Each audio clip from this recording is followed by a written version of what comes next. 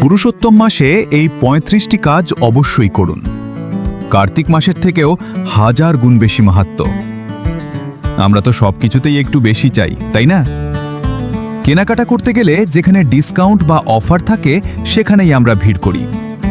পুরুষোত্তম মাস বা অধিক মাস চলে এসেছে ঠিক তেমনই এক বিশাল সুযোগ নিয়ে, যেখানে অল্প ভক্তিতেই মিলবে বহু গুণ বেশি ফল। পুরুষোত্তম মাসের গুরুত্বপূর্ণ নিয়মসমূহ। ১. ব্রহ্ম মুহূর্তে জাগরণ। সকালে ব্রহ্ম মুহূর্তে জাগা উচিত।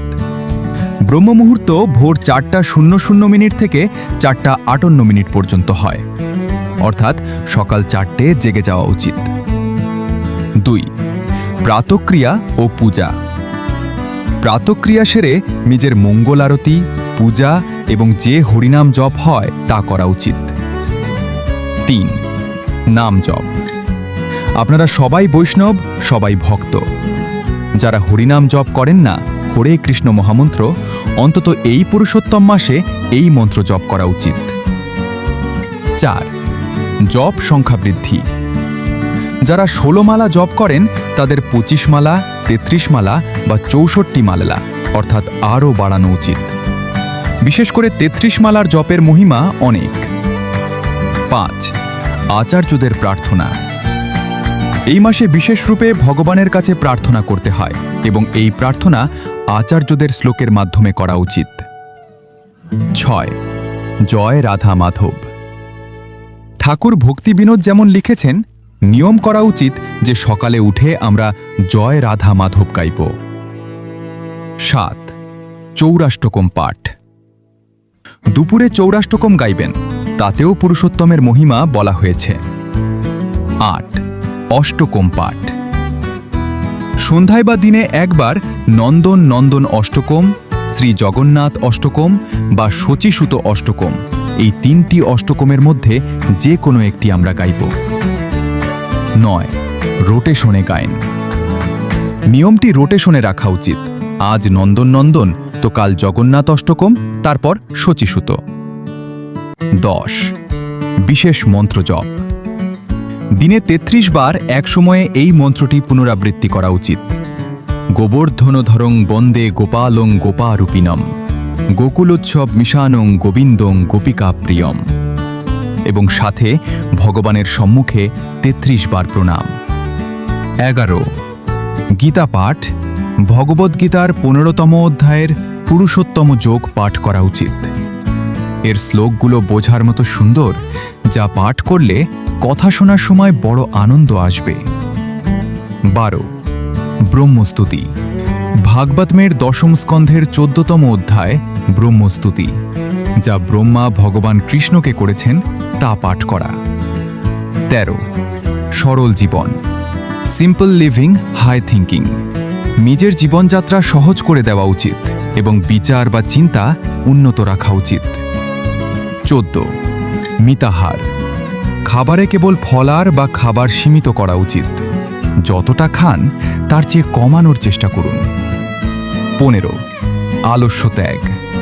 ৫ বার খেলে ৪ বার খান, ৩ বার খেলে ২ বার। উদ্দেশ্য হল যাতে আলস্য না আসে, ঘুম না আসে। তপস্যার নামে দিনভর শুয়ে থাকার চেয়ে একটু খেয়ে ভজন করাই শ্রেয়। ১৬.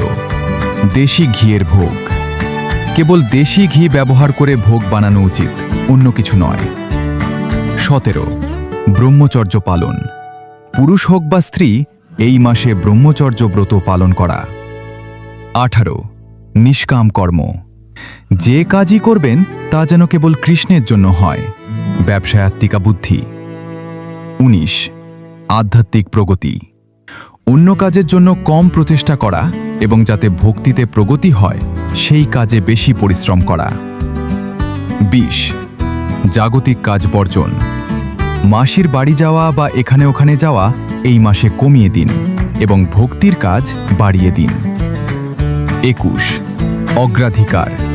শারীরিক প্রয়োজন সীমিত করে আধ্যাত্মিক প্রয়োজনকে অগ্রাধিকার দেওয়া। ২২. সংকল্প প্রকাশ। নিজের সংকল্প গুরুর সামনে বা ভক্তদের সামনে প্রকাশ করা উচিত। কাগজে লিখে সবাইকে দেখিয়ে বেড়ানো উচিত নয়। তাহলে পরের দিনই ওটা বন্ধ হয়ে যাবে। 23 প্রিয় বস্তু ত্যাগ। নিজের কোনো প্রিয় বস্তু, খাবার বা দিনচর্যার কোনো একটি অঙ্গ ত্যাগ করা উচিত। যেমন আজ থেকে আমি করলা ত্যাগ করলাম। 24 ধামবাস। এই মাসে 30 দিন ভগবানের ধামে বাস করা উচিত। সম্ভব না হলে ইসকন মন্দিরে বেশি বেশি যাওয়া উচিত এবং ভক্তদের সঙ্গে সঙ্গ করা উচিত। 25 পুষ্প অর্পণ। ভগবানকে নিত্য তুলসী দল এবং পদ্ম ফুল অর্পণ করা উচিত। না পেলে স্মরণ করেও এটি করা যায়। সম্ভব হলে 33 প্রকার পুষ্প এবং 33টা তুলসী ভগবানের চরণে অর্পণ করুন। 26 ক্রোধ বর্জন। ক্রোধ ত্যাগ করার চেষ্টা করুন এবং যে পরিস্থিতি উত্তেজিত করে তোলে তা থেকে বাঁচা উচিত। বৈষ্ণব অপরাধ। বৈষ্ণব অপরাধ থেকে পূর্ণরূপে বাঁচার চেষ্টা করুন।